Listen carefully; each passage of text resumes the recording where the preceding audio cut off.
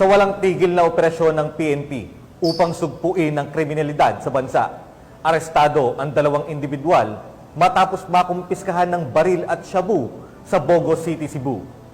Ang matagumpay na operasyon na ito ay patunay na walang humpay na pagsisikap ng mga otoridad upang tanggalin ang salot na iligal na droga at armas sa ating mga komunidad.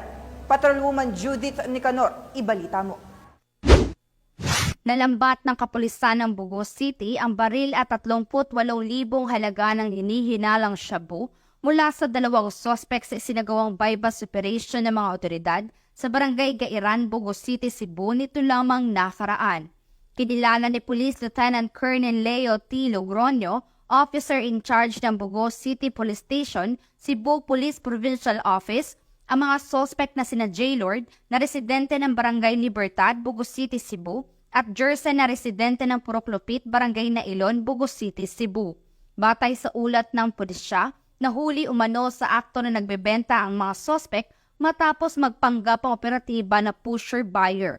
Sinubukan umanong manlaban ng sospek na si Jersen ngunit agad itong naagapan ng operatiba at naaresto.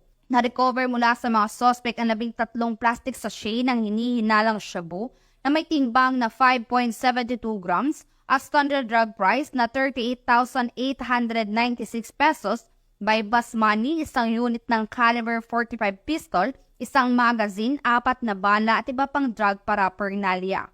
Kasalukuyang nasa kustodiya ng Bogo City Police Station ng mga sospek at maharap sa kasong paglabag sa Republic Act 9165 o Comprehensive Dangerous Drugs Act of 2002 at Republic Act 10591 o Comprehensive Firearms and Ammunition Regulation Act.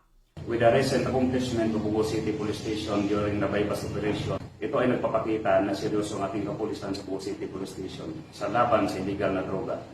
Naging successful ang operasyon natin sa tulong ng mga taong nagbibigay impormasyon. Sa lahat, we will encourage na magsumbong sa inyong kapulisan.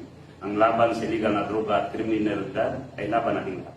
Patunay lamang na patuloy ang pagsuporta ng Bogo City PNP sa kasalukuyang administrasyon na labanan ng paglaganap na ipinagbabawal na gamot tungo sa mas mapayapang bagong Pilipinas. Mula dito sa Central Visayas, ako ang Police News Network Correspondent, Patrolwoman Judith Nicanor, alagad ng batas, tagataguyod ng balitang